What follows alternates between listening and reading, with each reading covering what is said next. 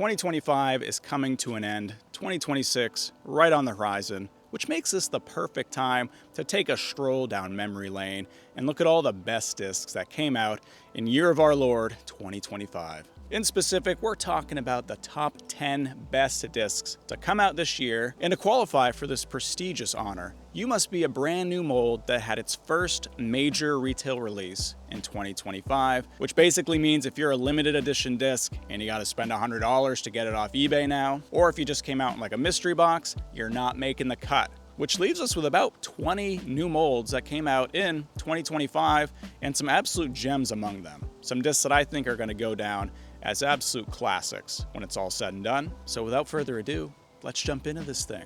And in 10th place, we have what is probably the most unique disc on this list, the Streamline Turbulence. With the numbers 7, 2, 0, 3.5, some absolutely wild numbers. This is a very overstable, very low glide fairway driver. And like the Berg and Range before it, it has this thumb track around the edge, a really aggressive puddle top in the middle, which gives it those unique flight characteristics. This is a disc that I feel like a lot of people probably are not gonna like. The hand feel is pretty bizarre, but if you want something that has super low glide in that 7-speed slot, this is probably one of your best options. Part of the reason for that is because most companies, their like really overstable fairway driver is a 9-speed. You know, you got the Firebird, the Felon, the Raptor. I like the fact that you can get one of those really overstable fairway drivers with a slimmer rim being a 7-speed. And I just love the fact that MVP's trying to do something really different here. They're still pushing the boundaries on disc golf discs. So just because of that, it gets some bonus points. So if you want one of the weirdest discs to come out in 2025, take a look at the Turbulence. In 9th place, we have the Discraft Paul Macbeth Molita with the numbers 5, 5, -1, 1. This is a straight flying mid-range with just a little bit of turn. Weird hand feel. I think weirder than most people give it credit for, partly because it has that small diameter. It almost feels like a putter. Every time I hold this, I'm like, what am I even holding here? This does not feel like a normal mid-range. You got the beadless small rim profile, a little bit of dome on the top. I just love the fact that this is a really high glide disc, very easy to control, very similar to a Buzz SS, maybe just a little bit less turn. In a Discraft lineup that's already pretty packed in the mid-range category, I'm actually impressed that they found a good spot for the Molita where it doesn't have as much overlap with their other disc as I thought there would be. The fact that it has that unique hand feel relative to their other popular mids like the Buzz and the Buzz SS, I like that, that's great. So if I'm looking for a really straight flight, especially if I want just that hint of turn to get that like subtle hyzer flip, the Molita has been one of my go-tos this year.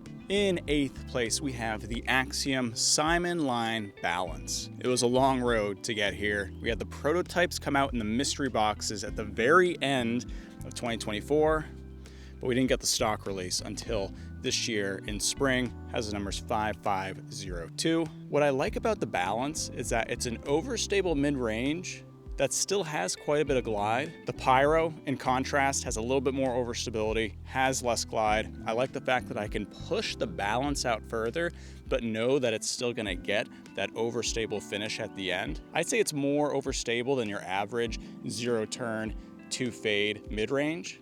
But MVP did such a good job of still retaining that glide. And that's why I've been bagging this disc throughout the year since it came out in the spring. I think that just the stock V3 runs that they did this year are the best of all of the different versions that they released leading up to it. I throw this all the time, forehand or backhand, on like 280-ish foot shots, especially if I need that fade and that skip at the end of the flight. I definitely recommend checking it out. And in 7th place, we have the Mint Discs Salamander. This is the only disc on this list that I didn't do a review on in 2025. I try to review all the new discs, but occasionally some of them slip under my radar, and the Salamander is one of those discs that I really regret not giving more attention to in 2025. Has numbers 6, 6, -2 turn, 1 fade. This is an understable, low-speed fairway driver. Let's not beat around the bush.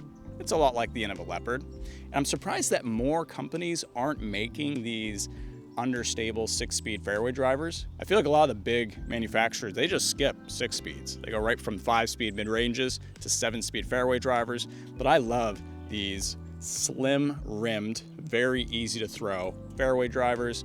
This is a hyzer flip to flat machine. Start on hyzer, flips up, then just goes dead straight. Or start out flat, you see that turn throughout the whole flight. It's just such an easy to throw, go-to fairway driver. If I had to do like a 3-disc round where I just have like a putter, an approach disc, and a driver, I think this is just like a great all-around driver that I can get a huge variety of shot shapes from depending on how much hyzer I put on it.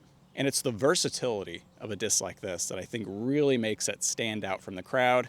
I've seen people call this the lobster of fairway drivers. I think that is very accurate. And I love the lobster. Mint makes some sneaky great discs. Lobster, Bullet, Sally, Old Sally, they're all great. Take a seat with me here and let's talk about number 6 on this list. And that is the Trash Panda Procyon. Has some weird numbers, 11.5, 4, -1, 2. And this disc really impressed me. I think it is a great mix of your traditional control driver and distance driver. Long range shots where you really want to prioritize accuracy, having a disc that has a little bit lower glide and some overstability really helps. This is Trash Panda's first ever distance driver and also used their new blend of premium plastic, which I actually really like. Not nearly as flexible as a lot of their other premium plastics have been. And because of that, I think it's a great fit for this distance driver mold. I'd say probably a little bit more overstable than the numbers suggest. If you're not someone who throws really far, you're probably not going to see a lot of turn out of this disc, which is fine. Nothing wrong with that, but good to know ahead of time. But if you're throwing in that 400-foot range, this is going to be a disc that flies really straight, but still has some predictable fade at the end. If you're someone who really likes the Innova Wraith, I think that you'll also really like this disc, and this might be a fun alternative to try. Moving into the top 5, we have the Thought Space Athletics Expanse. I didn't forget about this one. It was actually one of the first discs I reviewed in 2025. 11.5, -2 turn, 2 fade. Is there any more fun disc to throw than the understable distance driver? I love the fact that the Expanse is really flippy right out of the box. No beat in required. Big old turnover lines. And because of that, I feel like this is a disc that could really be the max distance driver for a lot of people. Being an 11 speed, it's a little bit easier to get up to speed, easier to throw than some faster discs like the Destroyer. And being just naturally really understable, this is a disc that's gonna stay in the air longer for you, especially if you like those hyzer flip style throws. Talking about the Innova Wraith again. If you're a fan of the Wraith, a little too overstable than what you're looking for, the Expanse is an awesome 11-speed driver that I think pairs really well with the Wraith. You can have the Wraith for kind of your straight to slightly overstable shots, maybe getting halo plastic for that really overstable shot, but then you got the Expanse for those flippier shots. This is a disc that I feel like didn't get a whole lot of pop this year, but really deserved more. Tragically, I lost my Expanse, hence the fact that I'm not holding one right here. Easy to throw, goes really far, shape really unique lines with it because of the understability. What's not to love? Now we're heading over to 4th place. Top 4. These are the big dogs. We have the Innova Fox. 5, 6, -2, 1. I'd say it's more understable than the numbers suggest. Maybe more like a 5, 6, -3, 1. A lot of turn, but a lot like how flippy distance drivers are fun. Flippy mid-ranges can be fun too. Start this on a ton of hyzer and see it flip all the way up to flat. I got the Halo one as well, thinking it might be a little more accurate to the numbers. Not really. Still really freaking understable, which isn't a bad thing at all. It's why I love it. If you're someone who just loves throwing on hyzer, then the Fox is probably going to be one of your favorite discs of this year too. It's got the thin rim, got a little bit of dome on the top, kind of that elevated shoulder, kind of like the Molita, but we do have this micro bead on the bottom of the rim. All in all, it's a really comfortable, easy to throw mid-range, perfect disc for newer players, perfect disc for anyone who just wants something really flippy. If you want a roller disc, I think the Fox is a great choice. It's not quite at that Innova Rolo territory, but it's really not that far off either. Somehow, Innova is still adding discs to their lineup despite the fact that they have 1,000 different molds, but the Fox fits in very nicely. In 3rd place, we have the Discraft Cigara. 7, 6, -1, 2. When I found out that they were making a modified version of the Cicada, I was pumped. I absolutely love the Cicada, and I think the Cigara is the perfect complement to the Cicada. They did such a good job taking what I love about the Cicada, the slim rim, the low profile hand feel, the glide, and they gave it just a little bit more fade. I love discs like this where they feel very point and shoot, neutral enough where it will just go straight and hold the line that you want to put it on, but enough fade where if you do power up on it, it's not just gonna turn over. Like the Cicada has a lot of turn. If I put some juice on a Cicada, it's gonna be a turnover shot every time. Not the case with the Cigara. This will just hold the line and fly very straight if thrown hard. If thrown a little bit softer, you'll see a little bit more of that overstability, but that's kind of what keeps the disc honest. Because if it had less overstability, then you would see more of those turnover lines, but instead we get a really straight disc with some reliable fade. And because of that, the Cigara quickly became one of my favorites of the year. And now we move all the way up to second place in our rankings. And it's gotta be the Latitude 64 Sweep. The Sweep has the numbers 9, 6, negative 0.5 turn, 2 fade. Historically, I've not been a huge fan of this style of disc, like that Undertaker, Savant type category. High-speed fairway driver. High-speed fairway driver that has some overstability, but the Sweep completely changed my mind. Take everything I said about the Cigara at number 3, and the Sweep is like that, but further. More glide, still very easy to throw, despite being a little bit higher speed for a fairway driver. Tons of distance. This thing is easy distance, but so easy to throw at the same time. Reminds me so much of the MVP Trail, which was my favorite disc of 2024. This is another one where sadly, I lost it. I have a disc losing problem for sure because I have lost way too many discs this year. This one I just left in a field somewhere. I don't even know what really happened to it. It might dethrone the Trail out of my bag. It hasn't quite yet, but man, it is just a really glidey fairway driver. Yes, it has some overstability at the end of the flight, but it also has more turn than I thought it would.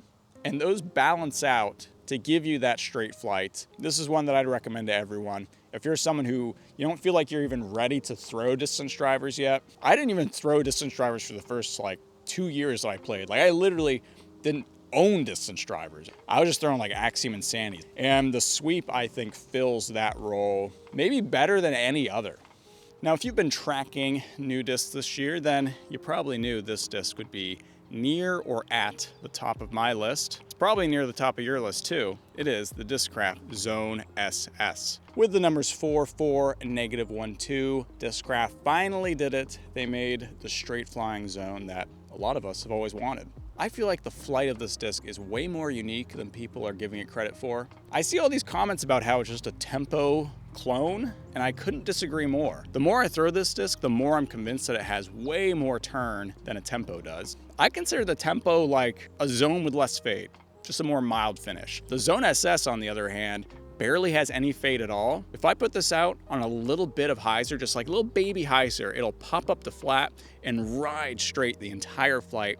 Just a little bit of hookup at the end, but barely any. It surprised me how little fade and how straight these really fly. Now, of course, as a lot of people have pointed out, you could just take a base plastic zone and beat it up a lot and get a straight flying zone. And while that's true, it's nice that I can just buy something where out of the box, it has the flight I want. And because it's premium plastic, it's gonna hold those flight characteristics for a lot longer. The hand feel is a little bit different than the Zone, but it has a lot about what you love about the Zone. The really flat top, the low profile hand feel. I just feel like they absolutely crushed this release, and it really captures the essence of the SS disc, the super straight versions of the discs that Discraft likes to do. I think they crushed it. I've been loving it. It's great for scrambles, but it's also great just for straight tee shots. Something where I'd normally be throwing a traditional putter. I can also just throw this. It's more torque resistant. I know it's not gonna turn over. Also know it's not gonna fade out early. So can't really say anything bad about the Zone SS. Now, of course, as always, this list was just my opinion. If you have a different favorite disc that came out in 2025, let me know what that is down below, or better yet, let me know what your whole list is, your top 10 favorites down below in the comments. And if you enjoyed this video, I'd appreciate if you like, comment, and subscribe. And if you're more curious about any of the discs that I talked about today, well, I reviewed most of them, so you can go look throughout the videos down below. As always, guys, I love you. Take care. I'll see you next time.